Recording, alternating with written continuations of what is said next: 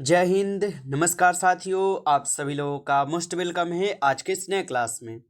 साथियों, आज के इस क्लास में हम सभी लोग जो है पढ़ने वाले हैं यूपी होमगार्ड भर्ती 2025 के एग्जाम के लिए मोस्ट इम्पोर्टेंट प्रीवियस ईयर के क्वेश्चन को, जो कि साथियों आपके यूपी होमगार्ड नई भर्ती 2025 के एग्जाम के लिए काफ़ी इंपॉर्टेंट है। तो आप सभी लोग जो इस क्लास को बिल्कुल अच्छी तरीके से लास्ट तक देखिएगा और इस क्लास में दिए जाने वाले इन सभी क्वेश्चन को आप अच्छी तरीके से जरूर याद कर लीजिएगा, जिससे कि आप जो अपने एग्जाम में सभी क्वेश्चन को आसानी तरीके से बना पाएंगे। तो चलिए साथियों, क्लास को स्टार्ट करते हैं। उनसे पहले यदि आप इस चैनल पर पहली बार जुड़े हैं तो साथियों आप जो इस चैनल को सब्सक्राइब कर लीजिए और सब्सक्राइब करके आप ऑल नोटिफिकेशन को जरूर ऑल पे दबा लीजिए, जिससे कि जब भी कोई नई क्लास हो सबसे पहले क्लास का नोटिफिकेशन आपके पास पहुंच सके। तो आप इस चैनल को साथियों सब्सक्राइब कर लीजिएगा, साथ ही साथ आप जो इस क्लास को भी लाइक जरूर कर लीजिएगा। तो चलिए साथियों क्लास को स्टार्ट करते हैं और देखिएगा साथियों क्वेश्चन क्या है। साथियों क्वेश्चन दिया गया कि भारतीय संविधान लिखने में कितने दिन लगे थे। साथियों ये सभी क्वेश्चन जो है काफ़ी इंपॉर्टेंट और सेलेक्टेड क्वेश्चन लिए गए हैं और ये सभी क्वेश्चन आपके पेपर में साथियों 100% देखने को मिलेंगे। आप लोग अच्छे से इन प्रश्नों को याद कर लीजिएगा और बताइएगा साथियों कि भारतीय संविधान लिखने में कितने दिन लगे थे। तो याद रखिएगा साथियों 2 वर्ष 11 माह 18 दिन लगे थे। ऑप्शन ए लगा रहे हैं तो सही जवाब है 2 वर्ष 11 माह 18 दिन। नेक्स्ट क्वेश्चन देखिएगा साथियों, क्वेश्चन है कि भारत के संविधान का मुख्य निर्माता किसे माना जाता है। चलिए साथियों बताइएगा कि भारत के संविधान का मुख्य निर्माता किसे माना जाता है। तो साथियों भारत के संविधान का मुख्य निर्माता माने जाते हैं डॉक्टर भीमराव अंबेडकर जी को। ऑप्शन सी लगा रहे तो सही जवाब है doctor Bhimrao Ambedkar ji. Next question देखिएगा, क्वेश्चन है कि संविधान सभा की प्रारूप समिति के अध्यक्ष कौन थे। चलिए साथियों बताएंगे कि संविधान सभा के प्रारूप समिति के अध्यक्ष कौन थे। तो याद रखिएगा साथियों डॉक्टर भीमराव अंबेडकर जी थे। ऑप्शन यहाँ पर आप लोग का 20 सही जवाब है doctor Bhimrao Ambedkar ji. Next question देखिएगा, आपका क्वेश्चन है कि भारत का संविधान अपने हाथों से किसने लिखा था। चलिए साथियों बताइएगा कि भारत का संविधान अपने हाथों से किसने लिखा था। तो याद रखेंगे साथियों भारत का जो संविधान है अपने हाथों से प्रेम बिहारी नारायण रायजात के द्वारा लिखे गए थे। ऑप्शन यहाँ पे बी लगा रहे तो सही जवाब है साथियों, याद रखेंगे। नेक्स्ट क्वेश्चन आपका आता है कि भारत में कानून बनाने का अधिकार जो है किसके पास है। चलिए साथियों बताइएगा कि भारत में कानून बनाने का अधिकार किसके पास है। तो भारत में कानून बनाने का अधिकार साथियों किसके पास है, तो ये संसद के पास है। ऑप्शन बी हो जाएंगे यहाँ पे आपके सही जवाब, संसद के पास। नेक्स्ट क्वेश्चन है कि भारत का संविधान किस प्रकार का है। बताइए साथियों ये सभी क्वेश्चन साथियों काफ़ी इंपॉर्टेंट और वीवीआई सेलेक्टेड क्वेश्चन है और आपके पेपर में साथियों 100% ये सभी क्वेश्चन देखने को मिलेंगे। आप अच्छे से इन प्रश्न को याद कर लीजिएगा और बताइएगा कि भारत का संविधान किस प्रकार का है। तो भारत का संविधान जो है साथियों कठोर और लचीला दोनों है। ऑप्शन सी हो जाएंगे यहाँ पे सही जवाब, कठोर और लचीला हो जाएंगे। नेक्स्ट क्वेश्चन है साथियों भारत का सबसे बड़ा राज्य क्षेत्रफल के अनुसार कौन सा है। तो भारत का सबसे बड़ा राज्य क्षेत्रफल के अनुसार साथियों राजस्थान है। ऑप्शन यहाँ पर आप लोग का सही जवाब है राजस्थान। नेक्स्ट क्वेश्चन देखिएगा, आपका क्वेश्चन है कि भारत का संरक्षक किसे कहा जाता है।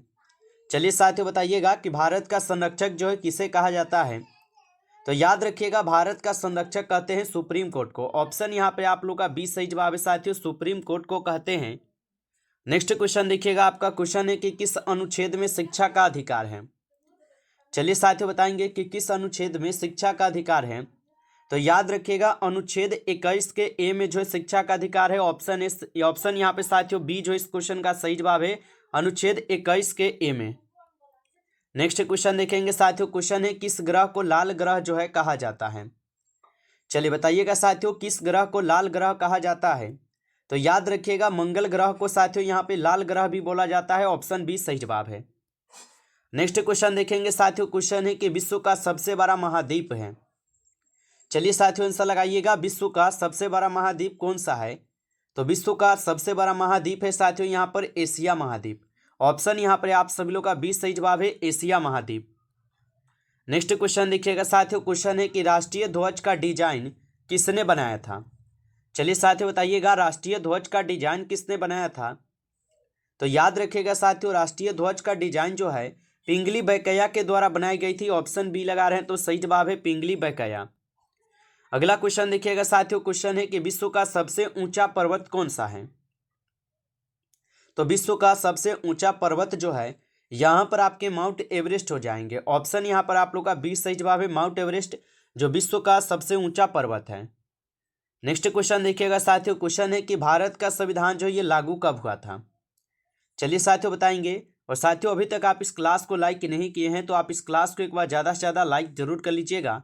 और चैनल पे पहली बार साथियों जुड़ रहे हैं तो आप इस चैनल को भी सब्सक्राइब करके आप ऑल नोटिफिकेशन को ऑल पे दबा के जुड़ जाइएगा, जिससे कि जब भी कोई नई क्लास हो सबसे पहले क्लास का नोटिफिकेशन आपके पास पहुंच सके। तो आप इस चैनल को साथियों सब्सक्राइब कर लीजिएगा। और यदि आपको पीडीएफ चाहिए रिवीजन के लिए तो आप कमेंट करके जरूर बताइएगा। और बताइए साथियों कि भारत का संविधान जो ये कब लागू हुआ था। तो याद रखेंगे 26 जनवरी 1950 को भारत का संविधान लागू हुआ था। ऑप्शन बी सही जवाब है, याद रखिएगा। नेक्स्ट क्वेश्चन आपका आता है साथियों कि किस नदी को दक्षिण की गंगा जो है कहा जाता है। चलिए साथियों बताएंगे किस नदी को दक्षिण की गंगा कहा जाता है। तो याद रखिएगा साथियों गोदावरी नदी को जो है दक्षिण की गंगा भी बोला जाता है। ऑप्शन बी सही जवाब है, याद रखिएगा। नेक्स्ट क्वेश्चन आपका आता है साथियों कि चांद पर कदम रखने वाला पहला व्यक्ति कौन है। चलिए साथियों बताएंगे कि चांद पर कदम रखने वाले पहले व्यक्ति कौन है।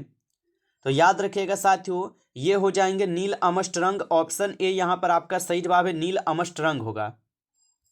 अगला क्वेश्चन देखिएगा साथियों, क्वेश्चन है कि पंचवर्षीय योजना की शुरुआत कब हुई थी। चलिए साथियों बताएंगे कि पंचवर्षीय योजना की शुरुआत कब हुई थी। तो पंचवर्षीय योजना की जो शुरुआत है साथियों कब होती है। तो याद रखिएगा आप सभी लोग, यहाँ पे इस क्वेश्चन का आपका सही जवाब ऑप्शन बी है 1951 में। ऑप्शन बी सही जवाब है 1951 में हुई थी। अगला क्वेश्चन आपका आता है कि विश्व की सबसे बड़ी मीठे पानी की झील है। चलिए साथियों बताएंगे कि विश्व की सबसे बड़ी मीठे पानी की झील कौन सी है। तो याद रखिएगा बैकाल झील जो है ये विश्व की सबसे बड़ी मीठे पानी की झील है। ऑप्शन ए सही जवाब है, याद रखिएगा बैकाल झील। नेक्स्ट क्वेश्चन देखेंगे साथियों, क्वेश्चन है कि किस धातु का उपयोग बिजली में होता है।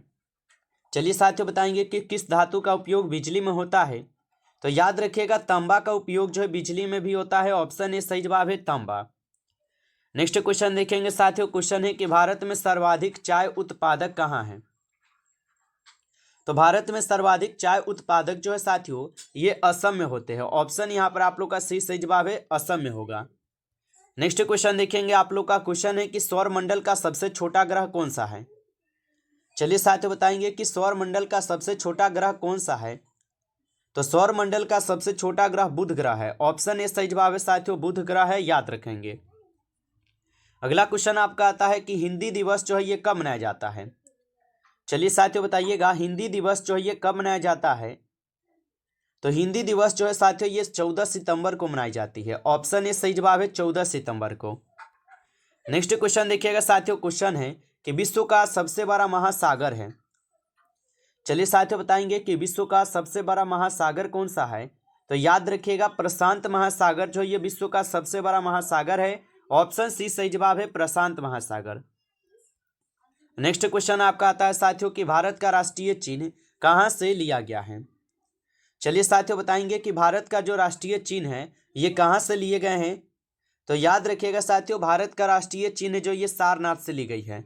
ऑप्शन ए सही जवाब है, सारनाथ, याद रखेंगे। नेक्स्ट क्वेश्चन साथियों आता है आपका कि ओजोन परत जो किसे रोकती है। चलिए साथियों बताएंगे कि ओजोन परत जो ये किसे रोकती है। तो ओजोन परत जो है ये किससे रोकती है। तो यहाँ पे इस क्वेश्चन का आप लोग का सही जवाब क्या हो जाएंगे, 25 नंबर क्वेश्चन का ऑप्शन नहीं लगा रहे तो बिल्कुल सही जवाब हो जाएंगे, याद रखेंगे। नेक्स्ट क्वेश्चन आप लोग का आता है कि भारत का सबसे बड़ा डेल्टा है। चलिए साथियों बताएंगे भारत का सबसे बड़ा डेल्टा कौन सा है। तो याद रखिएगा सुंदरवन डेल्टा जो है ये भारत का सबसे बड़ा डेल्टा है। ऑप्शन ए सही जवाब हो जाएंगे, सुंदरवन डेल्टा होगा। नेक्स्ट क्वेश्चन आता है साथियों आप लोग का कि रेड क्रॉस की स्थापना किसने की थी। बताइए आप सभी लोग की रेड क्रॉस की स्थापना किसने की थी। तो याद रखिएगा रेड क्रॉस की स्थापना जो है हेनरी ड्यूने के द्वारा की जाती है। ऑप्शन यहाँ पर आप लोग का बी सही जवाब है साथियों, याद रखेंगे। अगला यहाँ पर आपका प्रश्न आता है कि भारत का सबसे ऊंचा बांध कौन सा है। चलिए साथियों बताएंगे भारत का सबसे ऊंचा बांध जो है कौन सा है। तो टिहरी बांध जो है साथियों ये भारत का सबसे ऊंचा बांध है। ऑप्शन सी हो जाएंगे सही जवाब, टिहरी बांध। अगला क्वेश्चन आपका आता है साथियों कि भारत का राष्ट्रीय खेल दिवस कब मनाया जाता है।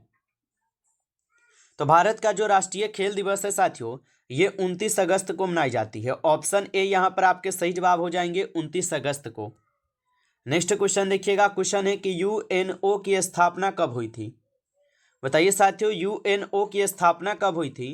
तो याद रखिएगा 1945 में यूएनओ की स्थापना हुई थी। ऑप्शन बी यहाँ पे सही जवाब है। अगला क्वेश्चन देखेंगे साथियों, क्वेश्चन है किस गैस से फलों को पकाया जाता है।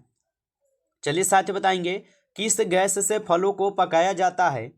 तो याद रखेंगे एसिटिलीन से जो है साथियों क्या करते हैं, तो यहाँ पे फलों को पकाई जाती है। नेक्स्ट क्वेश्चन आपका आता है कि पृथ्वी का सबसे ठंडा स्थान है। तो पृथ्वी का सबसे ठंडा स्थान कौन सा हो जाएगा। तो यहाँ पे क्या होगा, तो वास्टॉक हो जाएंगे। ऑप्शन सी सही जवाब है, वास्टॉक हो जाएंगे। अगला क्वेश्चन है कि पृथ्वी के वातावरण में सबसे अधिक गैस कौन सी है।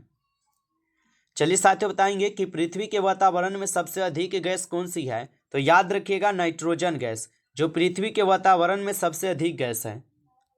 अगला क्वेश्चन आपका आता है, क्वेश्चन है कि भारत का सबसे बड़ा बंदरगाह है। तो भारत का सबसे बड़ा बंदरगाह कौन सा है।